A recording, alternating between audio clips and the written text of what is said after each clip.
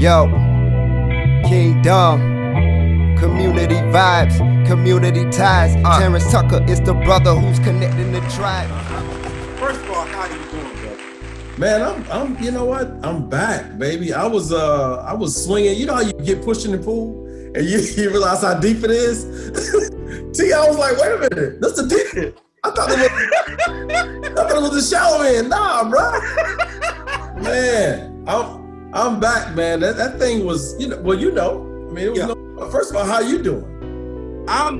Pat, it's tough for me right now. It's tough, man, because I'll tell you later on, man, but we had another impactful loss on yesterday. Family? My dad died yesterday, man. Oh, wow.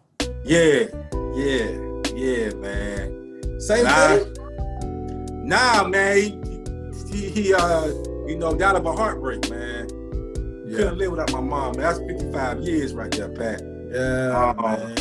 So I was like, listen, he prepped me for it though, Pat. He told me his heart was broken, man, and he didn't want to live without mom. Yeah. And he said, son, I'm proud of you. You way better than I raised you to be. Yeah. Keep it real, Pops. Yeah. You know what I mean?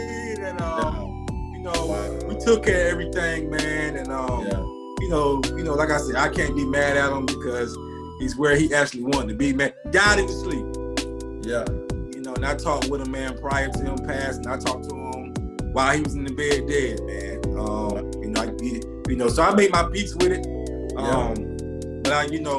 Just like Miss Tuck called me and she said, man, do you want to just reschedule the podcast? I was like, nah. We go listen. Yeah. Listen, man. We're gonna keep the ball going. Yeah. That's how we do. You know what's funny, man? I did I was sick, but I kept moving. I was like, if I freeze, I'm gonna get tagged. So right. Keep it moving, still take care of yourself, but keep it, because when you stop, for some people, when you stop, man, you find yourself, you get hit. Right. And I'll be praying with you, man. I mean, I appreciate you. I appreciate you know how I feel to, lose a father. You've been down that road before. Yes. It's nothing, it's not for the faint of heart, of course. Yeah, man. But it's the cycle of life. Yeah. We have a date, we don't know when, where, or how. Don't know when. We all have a date, man, but God told me that if I stay obedient, that I'll see my parents again. Yeah, absolutely. And my boy Jermaine. Come on, man. And you know what's crazy was my dad died on the same day that Jermaine died.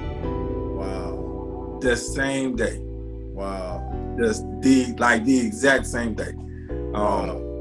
Here's what I would tell you though, Tuck, and you asked me, but as you're going through, as much as I was saying I kept working, my dad died.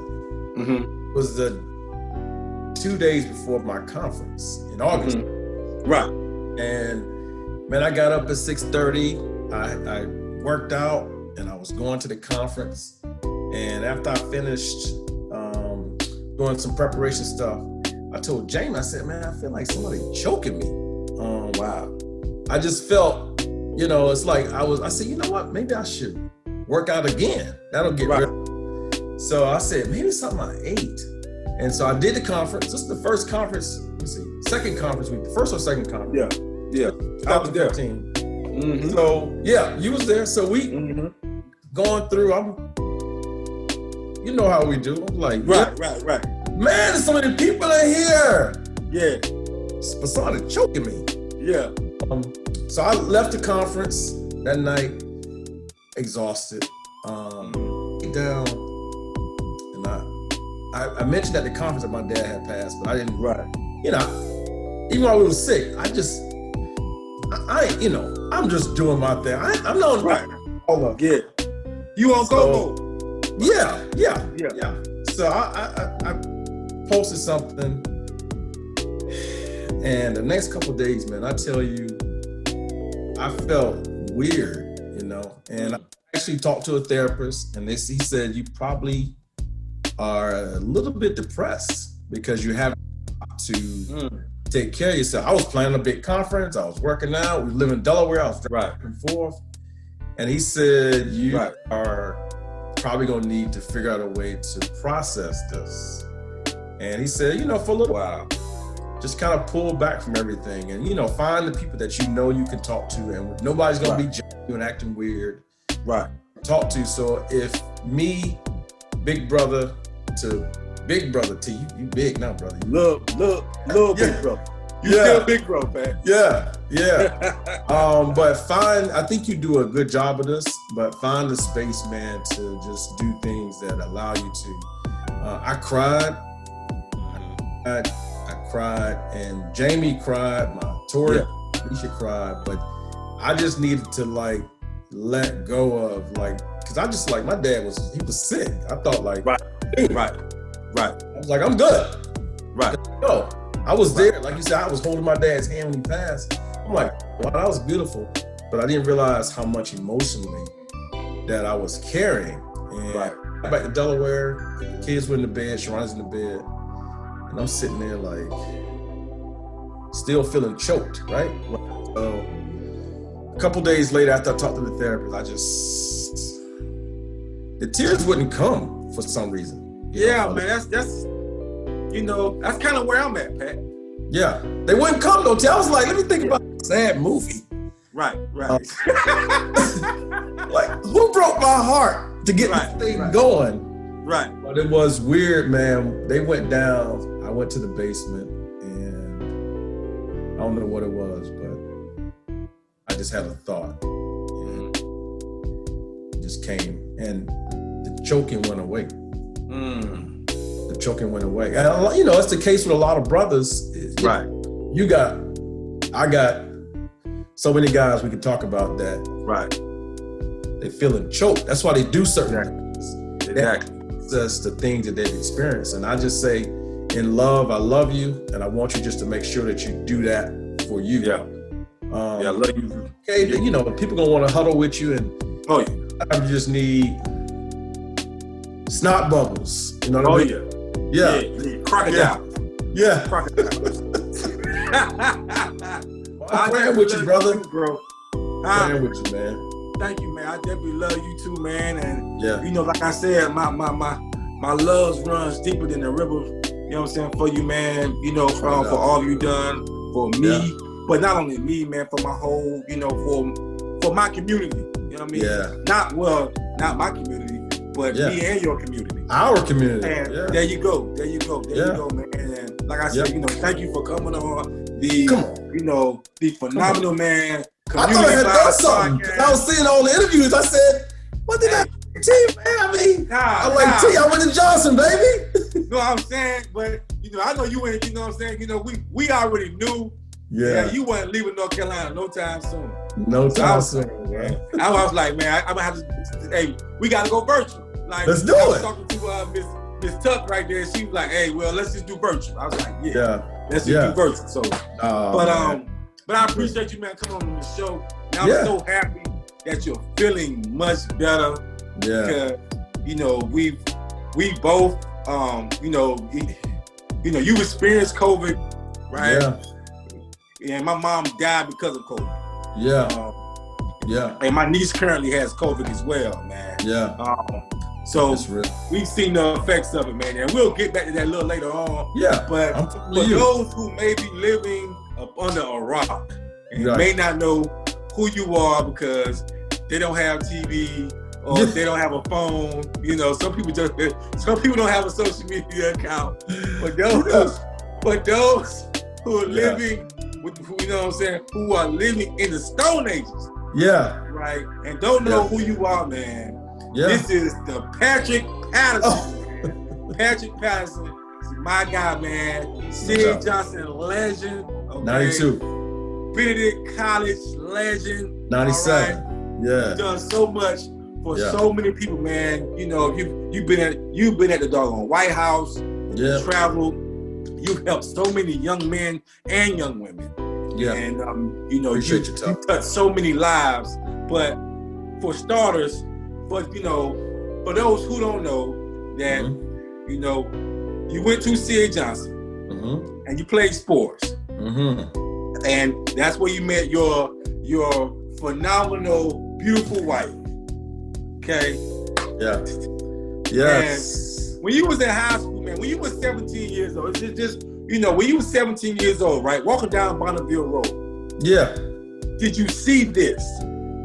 Not at all, bro. I hoped to work for the city.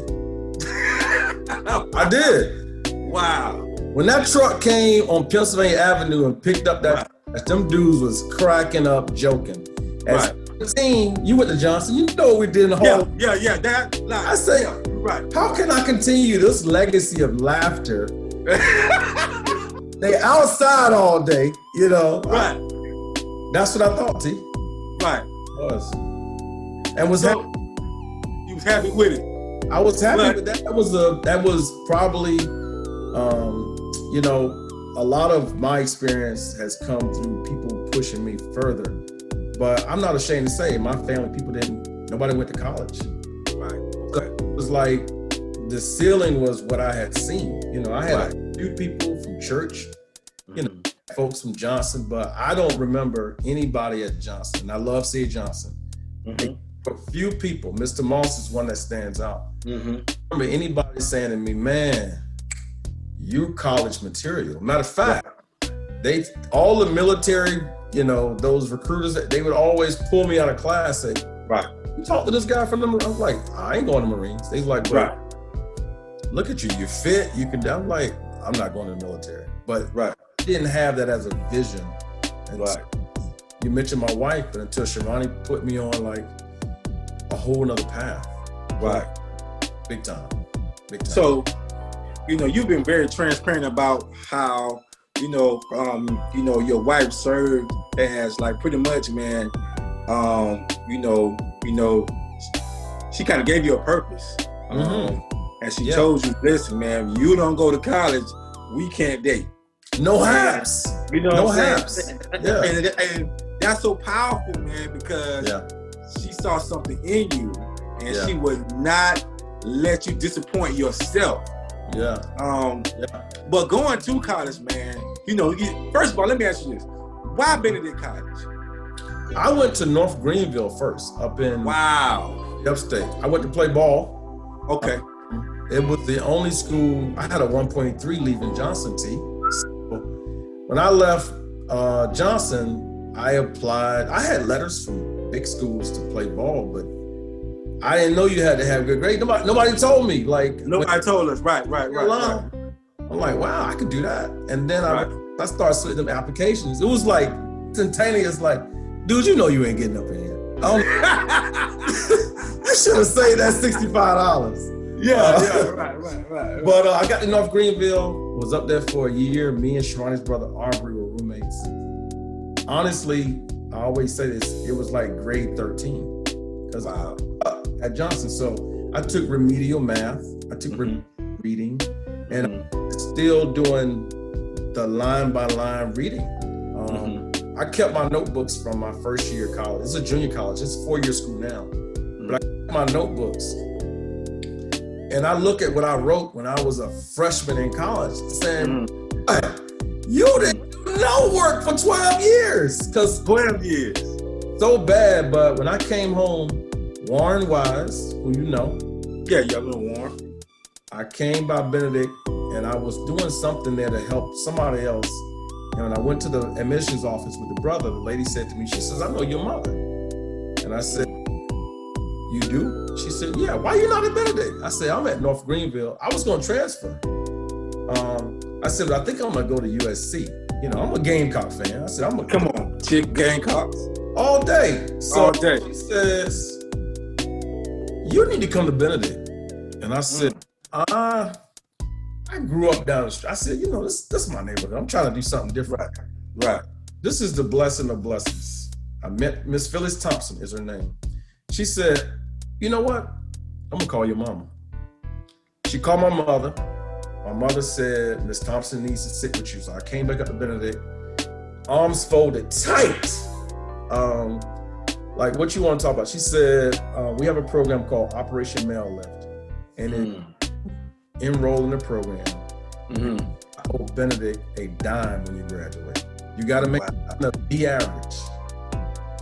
So my first year of college, although it was supposed to be sports related, it paid. So Mama said, okay, we're not even gonna discuss this. Arrived on Benedict's campus, arms folded. Like, I grew up right here. This ain't even it's this neighborhood.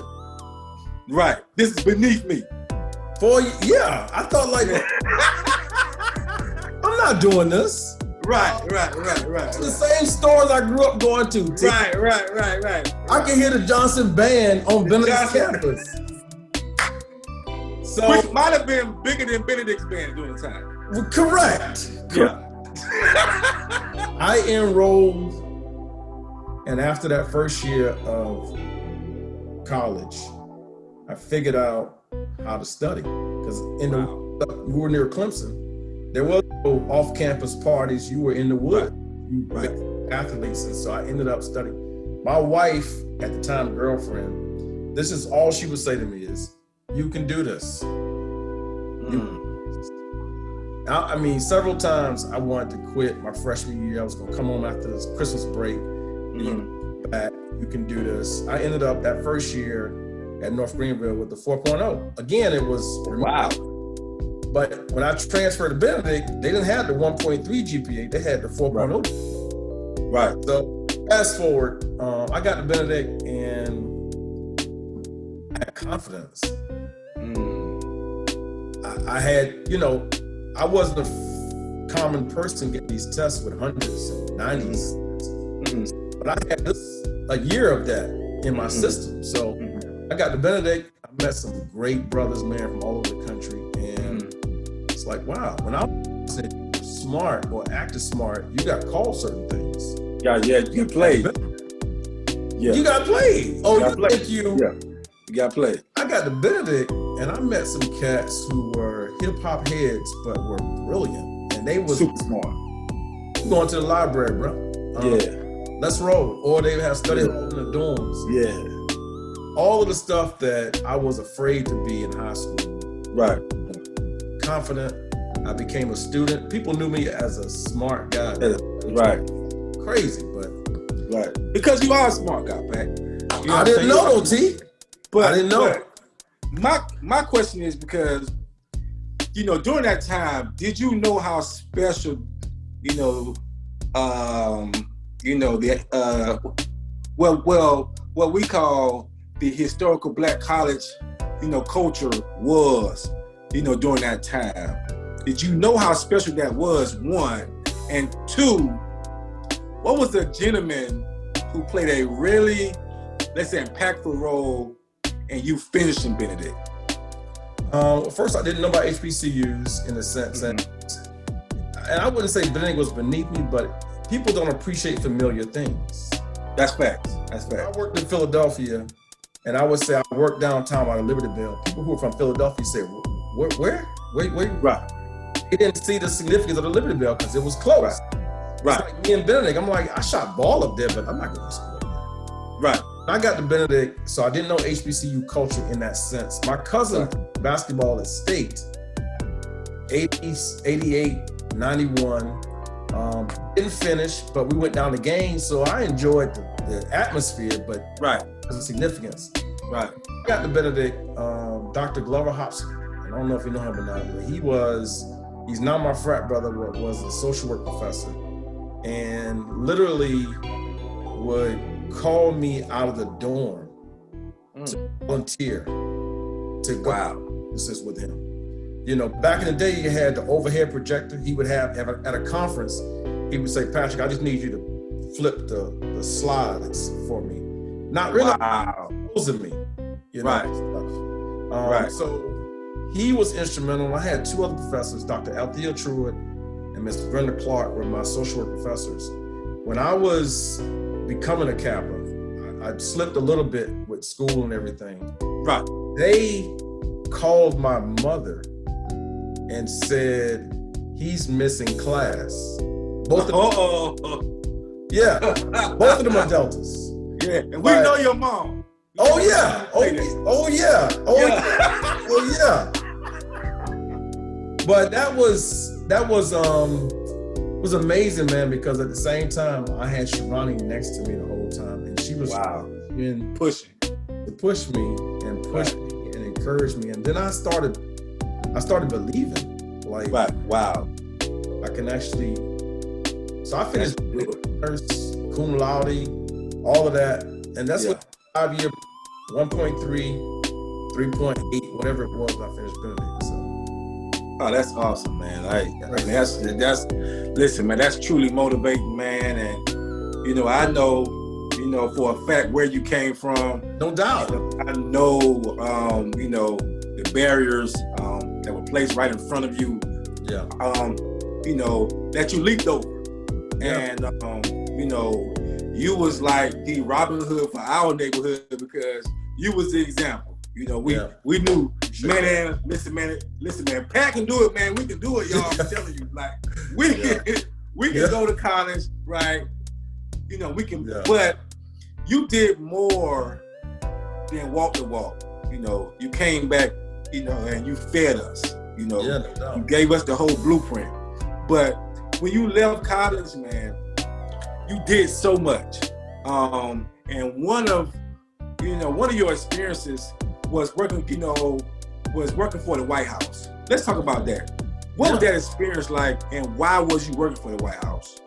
The short story is, in 2002, I was living in South Carolina,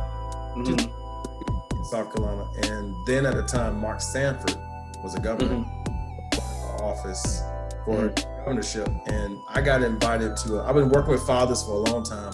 Right. Invited to a meeting in Charleston, not knowing everything, but they said when you come down, you can't tell anybody. So it's just me and Shimani. I come down to the meeting, and I get there the day before. They said we're gonna do like a rehearsal. I was supposed to be talking to Mark Sanford about fatherhood. Right. And they said, unfortunately, Mark Sanford's not here, but tomorrow, and they had the seats arranged, tomorrow you'll be sitting next to an elected official. They never said who it was. So the next day I get up, put on my cool water cologne, Cool water, So I get dressed, Shimani is in the hotel. She can't come with me. I'm walking through in a secure line. They take me to the room I'm being, and as it's a U-shape, it's 7 people. And at the head of the table, I didn't pick this. I'm sitting here, and then whoever's going to be sitting here is next to me. So as the meeting they said, we're about to start. And I'm sitting there like, all right. They told us yesterday, just talk about what you love working on. Everybody had different topics. Mine was fatherhood. Well, President at the time, President Bush, walked in. Wow. Right next to me. And he says, and they gave him all of my bio and everybody's bio. And he says, Patrick, you look like you can still play football. So he had all this information. And I was like, this is wow. And then he asked me, President, I'm sitting next to the dude. Wow. He said, tell me why it's important to work with fathers. Well, I didn't have to rehearse that. Right. It was like an underhand pitch. So I caught that and I bammed it. Right. After the meeting, we went out into the gym. It was at a high school. Into the gym, 3,000 people. And he gets up and he says, I don't know if you guys know, but you guys have a secret weapon in South Carolina. My wife is in the hotel. This thing broadcast. He said, Patrick Patterson. I'm sitting next to the stage. And I was like, I think I heard no, he didn't say my name. Patrick Patterson is blah, blah, blah. And before Facebook, all the reporters came to me. And then one of the guys came to me. He said, I work with the president. He said to give you this number, please call on Monday. Wow. When I called, I ended up talking to somebody who works with him, and he said, the president is about to start a federal fatherhood program, and he wants you to consider coming to DC. And you know where I'm from, T. Oh, I know where you're from. You know how I told you the story up to that point. Right. I said, all the things that people who are scared do, said, I can't leave my family. I've never been to DC. And my wife said, we have to go. Right. Have to. I'm scared to death. And fast forward, I had to apply for a job for real. November of that year, I got a phone call and they offered me a position to work in Philadelphia, but I was doing all this travel, the White House for HHS around father and marriage and faith-based work. And again, walked into it just like I did when I got to Benedict, just like unsure, a little bit afraid. And you play ball when you say, oh, who's a tall, and then you realize I can rock with them though. Right. I got to DC, I worked in Philadelphia, traveled all over the place, and I realized I can rock with these cats. Exactly. That was it. And I knew what I was talking about, but I also, my faith is like in the middle of all of my story, but pray and pray.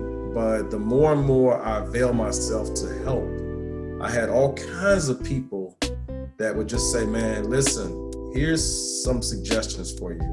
And to your audience, I would say one of the things that helped me over the years, still to this day, is when people extend their hands, I'm like, dude, do you know who I am? I'm just like, help me, walk me through what I need to do differently. And has helped me along with relationships. He left office, President Bush. President Obama came in and there was a contract opportunity to work with the White House again. And they literally, you did this for President Bush, you did a tremendous job. Would you do it under President Obama? But you know, it's like, like the kids say less, T. Say less. Yes, sir. So, man, with the plan, man. Listen, man, it was phenomenal, man. I was 5 states, 7 countries, this work, and grace to God. I think what my parents taught me, what your parents taught you, being respectful of people, really growing into who I am. I have fun, I have humor, but I also understand my own story with my father. So I have purpose. Throughout all that stuff I just told you, I knew I wanted to help men because my father never knew how great he was. Wow. He was a good guy, but a lot of people he drank and he did, all kinds of stuff. And that's all he talked about. But I remember the guy who taught me, when you fighting somebody, tuck your chin. I remember the guy telling me, when you playing basketball, put your elbow in. I remember the guy telling me, when you running playing football, run, I remember the guy telling me in Saxon Holmes, I live in Saxon Holmes, when you walk, if you see the dudes in the cut, you cannot turn around. You gotta walk through the cut, because if you turn around, they're gonna be on you like flies. Yes, sir. Confidence-wise, I never ever was, afraid, because my dad taught me and my brothers and my sister how to handle our He never knew what he meant to us. And so when I thought about my career, I was destined to tell him how great he was, but also other people as well. Man, listen, you've been a pillar, man. I mean, you have been exactly what we needed, man. That fresh water that we need to grow.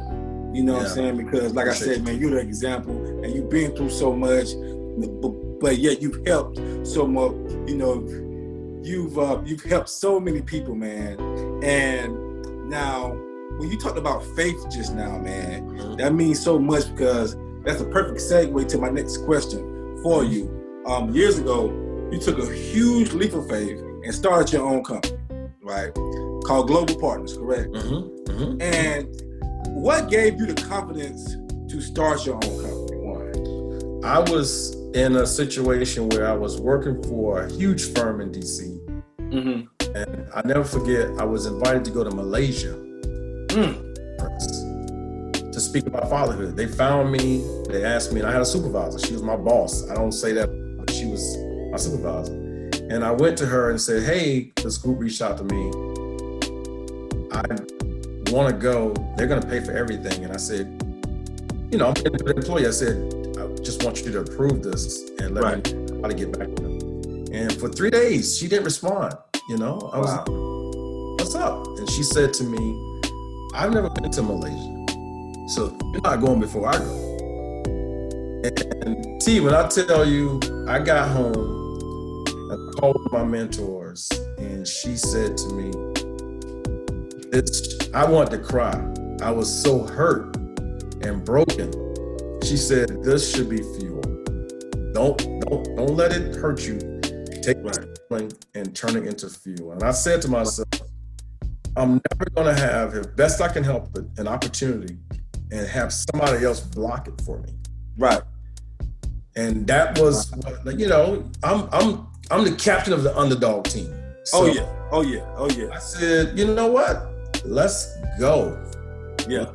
Go. And left there, literally wrote my plan, consulted with a bunch of people, and decided all the stuff that I've helped people with, I can do for my own company. And the rest is history. Is history. And it's crazy. I'll close with this part on that. But this same lady, years later, she's no longer at the company. She reaches out to me and says, do you have any vacancies? And I'm thinking, but this is how God works. He tests us in a way to see if you're going to exude grace. Of course I hired her. And I told her, I said, listen, I want you to understand me. Thank you. She don't know why I'm saying thank you to you. I said, thank you for everything you've done for me, because it shifted my mind. Wow. Told her. She still don't know. She still don't know. No. She better not watch this podcast. Johnson. Thank you. I've seen my guidance counselor at Johnson. She worked with Jamie. I saw her. I just told her, I said, thank you. Thank you. Wow. You know, for your no's, you know, and for your doubts. That's what helps us grow, because we've had that door slammed, like just literally, man, you know, slammed in our face so many times, yet we still persevere, man. Yeah. We still persevere. But now look at you, man. You're huge, man, the whole nonprofit world, you're killing the game, and you know, but you're not selfish. You're bringing people up with you, you know, and you have been for so long. One of those ways that you're helping people is grant writing, right? Mm-hmm. And you love grant writing, but you know, some people know how to play basketball, but not a lot of people know how to coach basketball. You know what I'm saying, man? You know what I'm saying? Some people play ball, man. Yeah. They can play a little ball. Yeah. But they can't really coach the game. Yeah. You can do both, man. Where did that come from, man? And why? Where did you, let's say, develop the passion to teach grant writing? I would say I go back to, I mentioned earlier my freshman year of college, and my writing was terrible. But I have a teacher at Johnson, Mr. Moss. Right. Oh man, salute to Mr. Moss. Mr. Moss told me, you got what it takes, Patrick. He said, you can to do a couple things, and he encouraged me. And over the years, to get funding for different projects I was working on, I wrote grants. Didn't know what I was doing in the beginning, but when my company started, I recognized one of the first things that people always ask me for, I used to do for free. Grants, and I didn't realize how to do this as a business. And I have great mentors, great frat brothers who've seen how it works. And the first training I did was probably 2013 in Delaware. Scared to death, T. Scared to death. I knew my stuff, but just didn't know how I was like, would people come, you know? And I believe $30, just scared. I was gonna charge $30 a person. And my pastor at the time, he said, he's your frat brother. He says, I'm not gonna allow you to do that to yourself. So we ended up setting up $199, and I was scared to do that. I was like, man, what they gonna think I'm better than people? They gonna $199 per person. There were 69 people. Wow. if you got a calculator, somebody do the math later on. But 69 people came out that day from Toronto, from Florida. I was like, well, are you visiting somebody in town or are you here for this? They was like, no, we came for the training. Wow. But you know, my life is full of, you said hurdles earlier, and I've replaced fear with faith in everything that I do. Mm-hmm. I'm going to run the play. I'll score or not, but I'm not going to run the play. And I think you are successful. That's where I'm trying to be successful. The people that I've watched and read about, they at least run the play. There you go. There you go. You got to shoot the shot. You got to shoot the shot. You got to shoot the shot. Yeah. And man, you've touched so many lives, you know, by shooting that shot. You changed so many lives. You help people, shoot, man, generate so much money, man.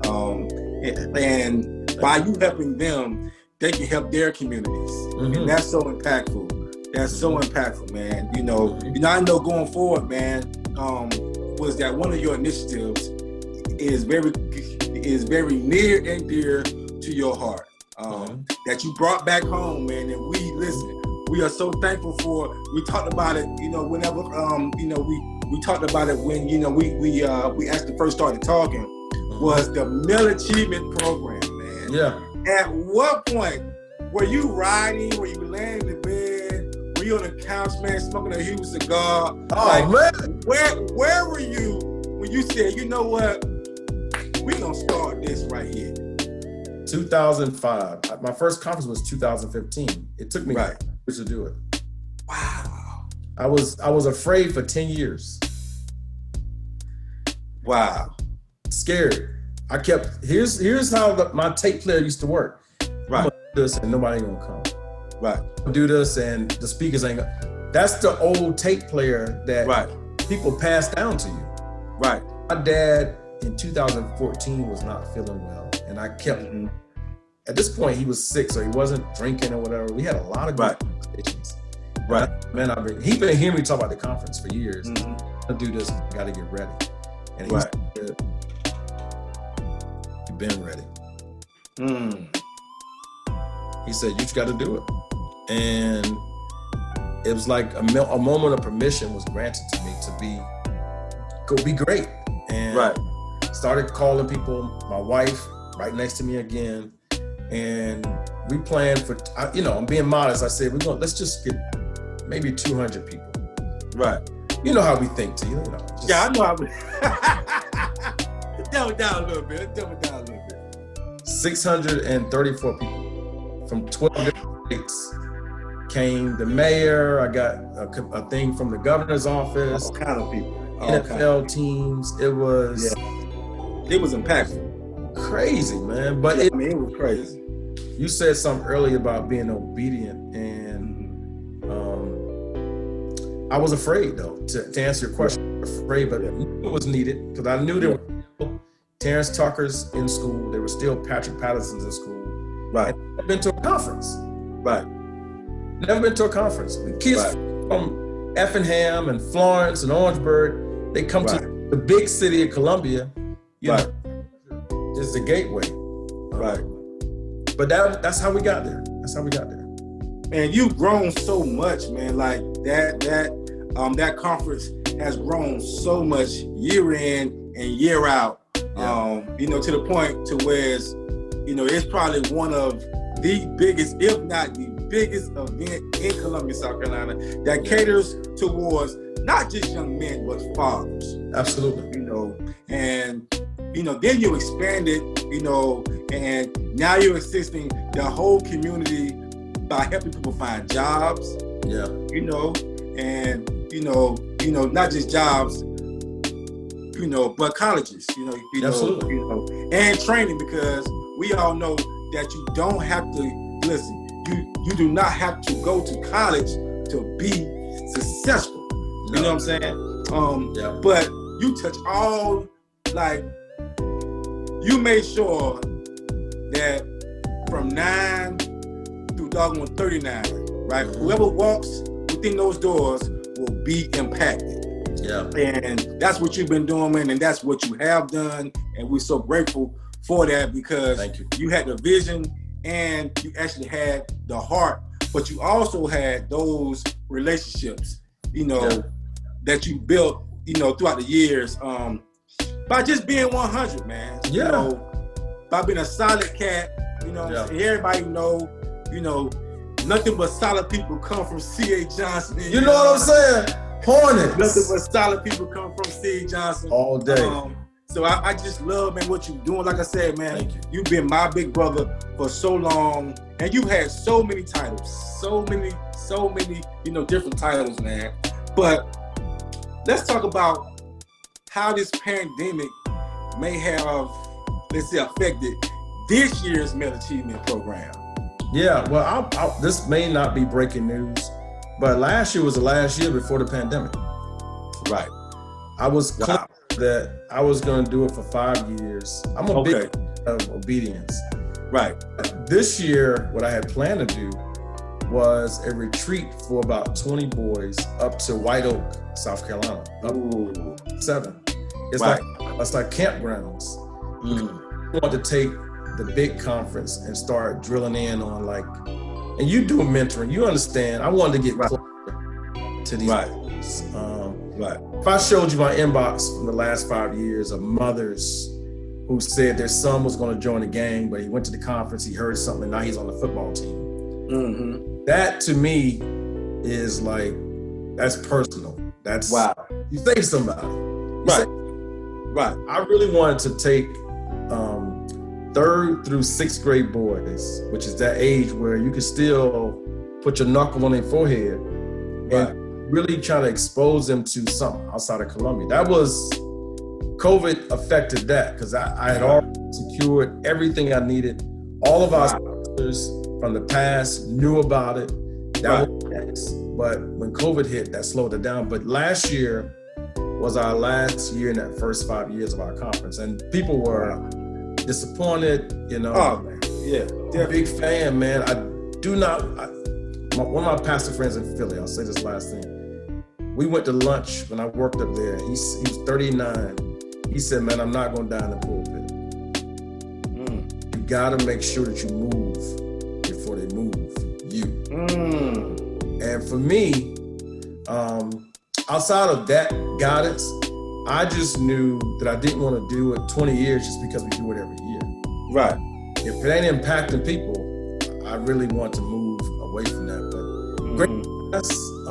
We looked at our numbers, did an exercise 5 years. And it makes me tearful. We raised almost $250,000 over the years to support us. Wow. Yeah. Man, listen, man, that's truly breaking news right there, man, because I had no idea. And some of, most of my listeners may not have no idea. So they're probably wiping their tears away right now. And we ain't done, no T. Oh no, we ain't done. We ain't done. We would never be done. We would never be done. Let's just be honest. But like I said, much like we're alluding to, one of your biggest titles, man, that you have right now till this day. No matter how much greatness you do, and no matter how much love you put back into these doggone communities. Yeah. One of your biggest titles that you currently have is the title called Father. No doubt. Right? And you started the initiative, maybe it may have been last year. Now, correct me if I'm wrong. Now, is it fathers in Carolina or Carolina Fathers? Carolina Fathers. Carolina Fathers. What's that initiative, Pat? It's really before COVID. I can't even say anything but, again, obedience. Right. Talking to a brother who cried out to me in a very personal way about something that was very personal. And he honestly just needed a place to share. But he's military. He was high. Can't cry on the job. Can't. Right. He called me. He's my frat brother. And after we talked, he cried for like 3 hours straight, T. Wow. We talked. I called Jamie. I said, I wonder if there are other brothers who feel lonely. Wow. And that night, I decided to start a Facebook page. And I said, if we get like 10 guys on here, we'll just kind of throw stuff around and chat. Yeah, we could. Right. And a year later, we almost at 4,000 fathers that are in the page. Wow. We talk about everything from raising kids to being married to boys dating girls. We've had guys come on, and it's a male-only page. Right. Guys come on there and talk about them being molested and wow, others leaving, but it's been like a virtual group for guys to feel safe and share. And I used to have to run the group, you know, but now I just kind of administer. Right. Because it's just so much. I think the data from our Facebook page shows we have about 16,000 conversations a month in the group. Wow. Wow, man. That's Pat. You listen, man. It's crazy. Listen, you know how to hit home runs, brother. It's crazy. You know how to hit home runs. We know we put you in the game, Pat. It's a good chance. Give me a helmet. Give me a helmet, T. Because hey, you know what I'm saying? We're not giving you no 1-year deals, Pat. No deals. That's right. You know what I'm saying? Yeah. But getting back to that title you have called Dad, right? You have 2 phenomenal, beautiful daughters. Yes. Beautiful daughters. Yes. And, you know, you see everything that's going on right now, you know, with the whole Black Lives Matter campaign. Have you had that conversation with your daughters, that uncomfortable conversation? Oh, man, my kids, jokingly, when we lived in Delaware, not a lot of Black folks there. Right. We have had the conversation about them being Black and Black lives since they was 1 and 2. My daughter, my oldest, she's 14 now. I never forget, she was at Chick-fil-A and this kid called her a Black girl. He was 2 as well. Wow. That didn't come out the air. Right. Somebody taught him that. And so that night, we got home, my wife and I looked at each other like, now we playing fair. We teaching our kids, you know, we are the world, skip in the park. Right. Like, think everybody playing by the same rules, T. Right. So my dad has taught me over the years, if anything that he's done with me and my siblings is he's been solid and been straight up. He said, it's appropriate, but you gotta talk to him when it's time. If you don't, the world will. And so they've been on to this, we're Black, here's how the world works for Black people. And we preach peace and all that kind of stuff. But the reality is, when I walk outside my house and go to Dunkin' Donuts, if I got my music up a little bit loud, I am from Saxon Homes, they look at me a little bit funny, you know? Big facts. If I'm rolling up in there and I got my shades on and now I got my Dominican hair hanging out, you see the curls, T? You see the curls, T? Yeah, I see it. This ain't no, what they call it? This ain't no unit, T. This ain't I see you representing hard, man. That quarantine been doing you good. Me and Carmelo. Yeah. But man, we have had the conversation, and every time, unfortunately, we've had these situations. My wife and I have sat down with our daughters and just and asked. A lot of parents want to talk to their kids. Right. A bad thing. We always ask them, all right, what are you hearing? And it's beautiful to see that since Trayvon and some of the other things, that their understanding of who they are and how it affects other people are things out of their control. But my kids with George Floyd, they were super concerned. When I went to Dunkin' Donuts, they was like, "Damn, with you." That's how it affected my kids. Wow. I'm going outside. I'm going to a frat meeting. Dad, call us when you get to the frat meeting. Wow. All of that was, that's the byproduct of what people talk about trauma on us, on Black people. Right. But that's the stuff that's not written, but it just kind of seeps into your psyche. Right. It's unfortunate, man, but they have been on that conversation. They've been hip to it for a very long time. That's excellent. Because it's tough to talk about. It's like, I mean, it's extremely tough to talk about, man. And that's why I wanted, to see, have you had that conversation with them? Because now we're approaching, what will be a very historical moment. We could possibly have the first African American woman vice president. No doubt. And how do you feel, seeing your daughters, see that moment? You see what I'm saying? Yeah. I feel great. I mean, to be honest, man, when President Obama won, we was in Delaware. We went down to inauguration. My kids were this is 2008, they were really little. Stood in the cold, just so they understood the sacrifice of other people. In 2012, we did that. And so Michelle Obama was, and still to this day, we go nuts. But I would even say beyond Kamala and even Michelle Obama, their mama is bad. Come on. Shirani is a beast. Example. And my kids are blessed, and I'm honest about this. My wife has been just amazing to me. Yeah. Most of my life, since I was 14, 15. Wow. They don't have to, and we're going to celebrate all of these powerful Black women, but they don't have to really far, man. Shirani she's just amazing. And she is. She's background, but you can count on her. And my kids look up to her. It's funny, and my oldest, as she's getting to this age where boys are blah, blah, blah. You know what a blah, blah? Yeah. They got a mama down the hall that can say, like, here's the game. And straight up, we sit on the porch Saturday mornings, during the evenings, and I give them the Saxon Holmes truth. The Saxon Holmes truth. About boys. Wow. And it makes them do like this. Yeah.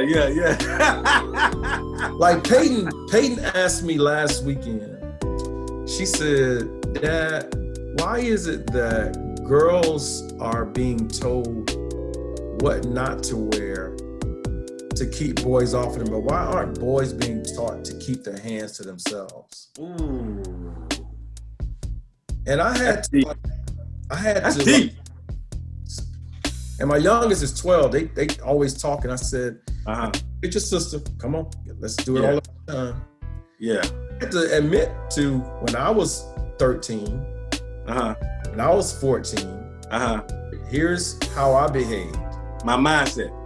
Yeah, and I said, let me just tell you about boys. And of course, but I'm like, I'm not gonna act like I floated over that. Right. That would be a lie, T.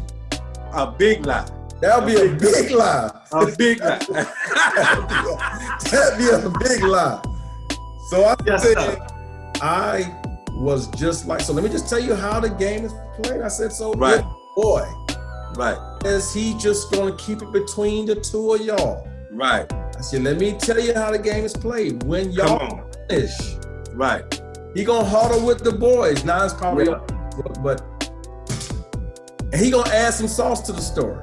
You already know. You know the game. I said, really? He gonna, there's no book, T.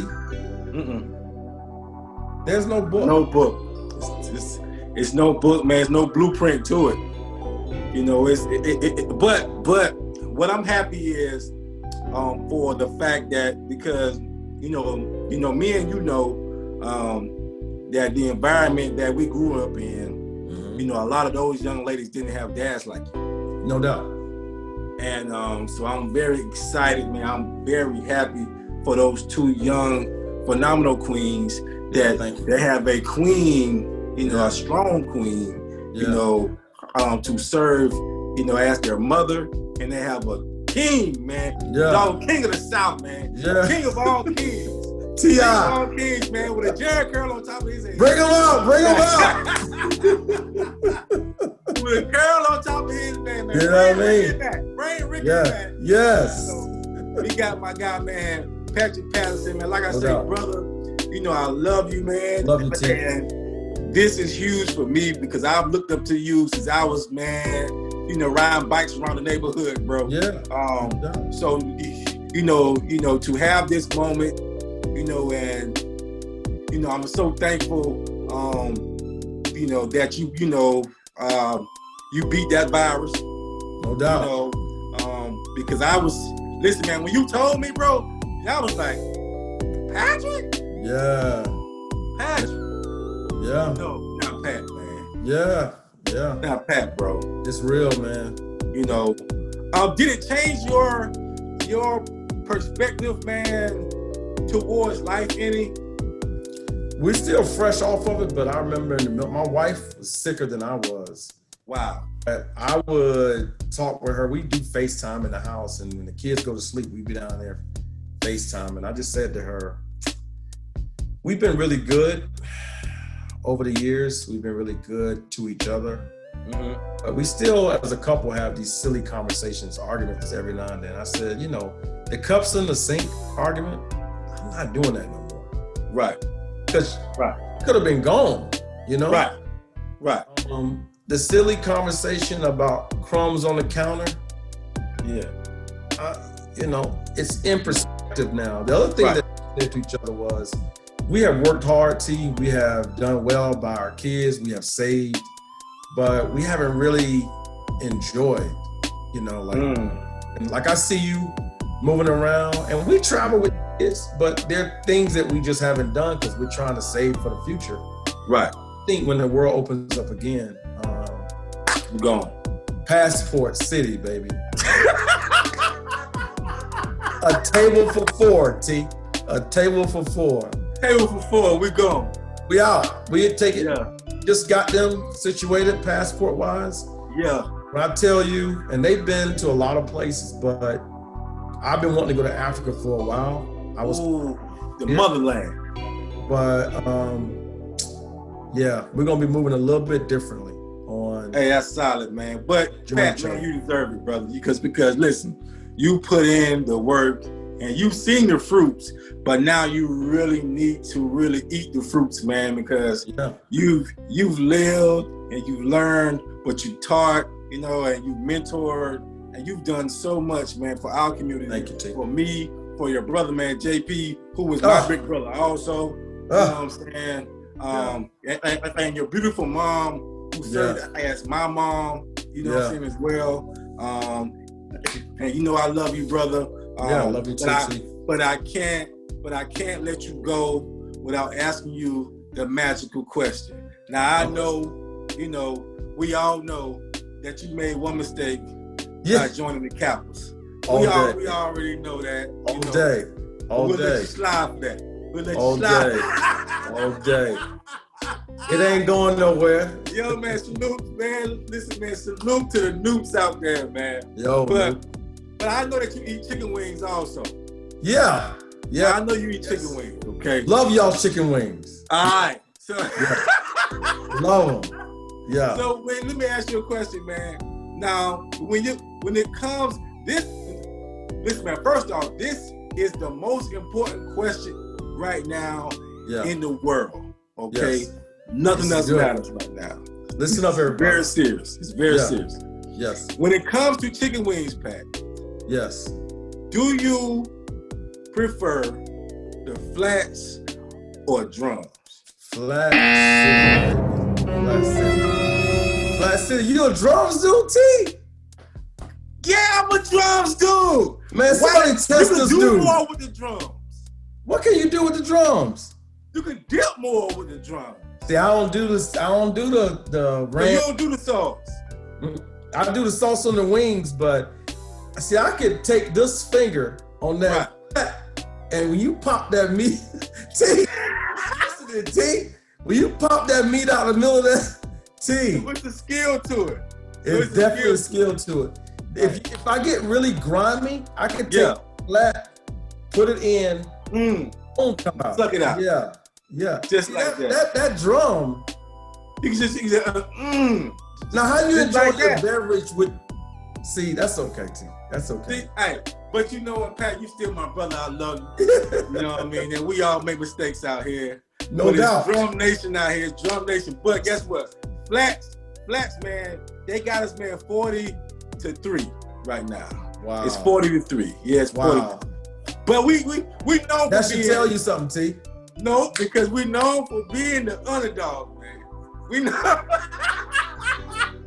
we know for being the underdog, man. So that's fine. We got time. We got time.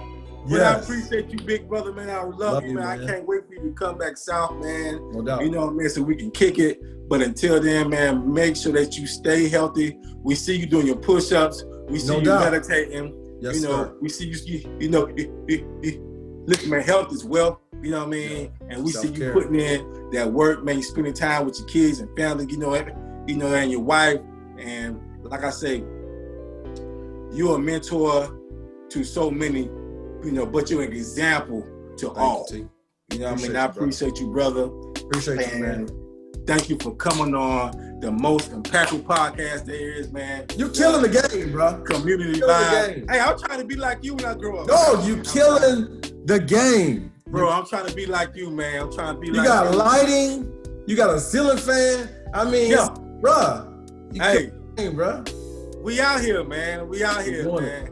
We out here, man. I just love the fact, man, that I can talk to guys like you, but share it. You know what I mean? To guys who really need this information, Pat. No doubt. So I really appreciate it, brother, man. And I'll be talking with you soon, man. All right, man. God bless you, bro. Love you, dog. Love you, T. Take care. Yo, Kingdom. Community vibes, community ties. Terrance Tucker is the brother who's connecting the tribe. You say you won't shine, come get your shine on. You say you want vibes, come get your vibe on. Community vibes, community ties. Terrance Tucker is the brother who's connecting the tribe. Hey, you say you won't shine, we'll get your shine on. You say you want vibes, we'll get your vibe on.